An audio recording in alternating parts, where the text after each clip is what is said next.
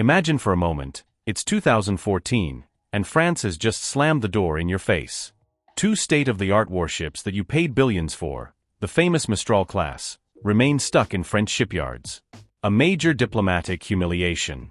But sometimes what seems like a disaster turns into an extraordinary opportunity. Today, 10 years later, Russia has launched something far more impressive than the Mistral ships. The Vladimir Andreev, an 8,000-ton behemoth that completely redefines the concept of modern naval power. But wait, the story doesn't end there. This ship is only the tip of the iceberg of a much larger and more ambitious plan. Let's go back to the origins of this fascinating saga. During World War II, two military philosophies were already clashing. On one side, the Western powers developed the beyond the horizon strategy. Their ships remained cautiously at a distance, sending small boats towards enemy shores, protected by carrier-based aircraft. It was a safe approach, but a limited one. On the other side, the Soviets chose a radically different path. They designed veritable floating fortresses, multipurpose ships capable of remaining operational for months on end, armed to the teeth and carrying an entire arsenal of weapons. These giants, weighing between 4 and 14,000 tons, were as impressive as they were intimidating.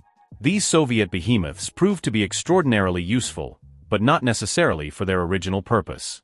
The USSR had military bases all over the world, and supplying these outposts by sea was much cheaper and more discreet than by air. These ships became the lifelines of an empire that spanned several continents. But the collapse of the Soviet Union changed everything. In the 1990s, much of this prestigious fleet ended up being scrapped, victim of budget cuts and a redefinition of strategic priorities. Russia was faced with a crucial dilemma: how to rebuild a naval force suited to its new geopolitical needs. The answer came in 2004 with the launch of Project 11711. The first ship, named Ivan Gren, was set to revolutionize Russian naval design. Initially scheduled for 2008, it was not finally launched until 2012, after countless modifications and adjustments. The armament was reinforced, then lightened, stealth technologies were added, then removed. It was a real technological headache that prompted some decision-makers to look for quicker solutions. This is how the idea of buying the French Mistral ships came about. These modern ships seemed to offer a turnkey solution to all Russia's problems. The contracts were signed and the payments made. But in 2014, Western sanctions changed the game. France refused to deliver the ships that had already been built, creating a major diplomatic crisis but paradoxically, reviving Russian naval innovation. At the same time, the Syrian Express was in full swing. This expression refers to the constant rotation of Russian ships to the Mediterranean in support of operations in Syria. The lack of transport ships became glaringly apparent, turning a military necessity into a national emergency. The response was swift.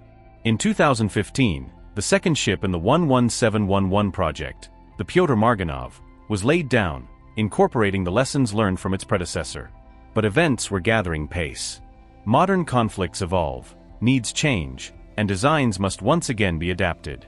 That is why, in 2019, two new ships began to be built according to a thoroughly improved design.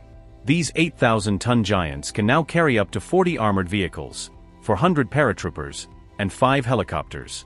The Vladimir Andreev, recently launched, represents this new generation, while its sister ship, the Vasily Trauchin, will follow in 2026. But this is only the beginning of this naval renaissance. Admiral Alexander Moise announced that the new armament program could include up to 10 of these modernized ships.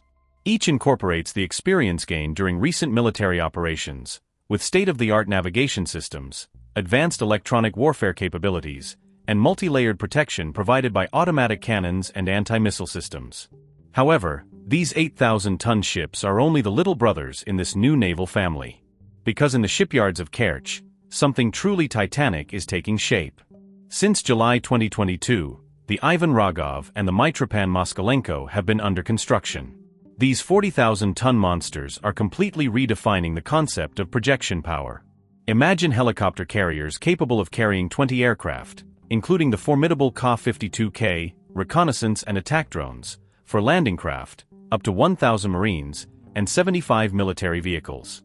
These are veritable floating cities, mobile air bases that can project considerable force thousands of kilometers from their bases. The first of these giants will enter service in 2028, and the series could be expanded depending on strategic needs.